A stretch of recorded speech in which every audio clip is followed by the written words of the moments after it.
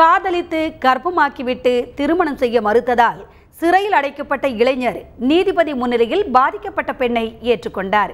விழுப்புரம் மாவட்டம் கள்ளக்குறிச்சி அருகே உள்ள வடகனந்தல் என்ற கிராமத்தைச் சேர்ந்த சத்யா என்ற பெண் கொடுத்த புகாரின் பேரில் பாஸ்கர் என்ற இளைஞர் சிறையில் அடைக்கப்பட்டார்.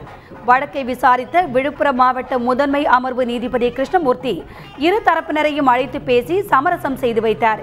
பின்னர் தேர்பிள்ளையார் கோவிலில் போலீசார் முன்னிலையில் பாஸ்கர் சத்யா திருமணத்தை நீதிபதி கிருஷ்ணமூர்த்தி நடத்தி வைத்தார்.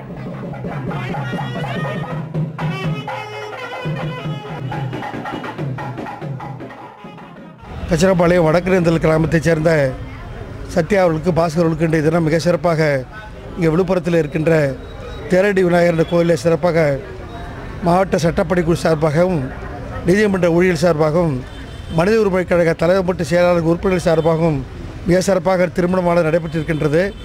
இவர் ரெண்டு பேருக்குள்ளாக சில பிரச்சனைகள் குடும்பத்தில் இருந்ததனால் திருமணம் நடைபெற முடியாத நிலையிலே இவர் சட்டப்பணிக்குழு அழினார்கள். குற்றவியல் நீதிமன்றத்தில் வழக்கானது பதிவு செய்யப்பட்டிருந்தது. சத்யாவை 4 ஆண்டுகளாக காதலித்த பாஸ்கர் நெருங்கி பழகிவிட்டு திருமணம் செய்ய மறுத்து விட்டதால் பிரச்சனை எழுந்தது. இப்போது சமரசம் எட்டப்பட்டு விட்டதால் பாஸ்கர் புதிய வாழ்க்கையை துவக்கியுள்ளார்.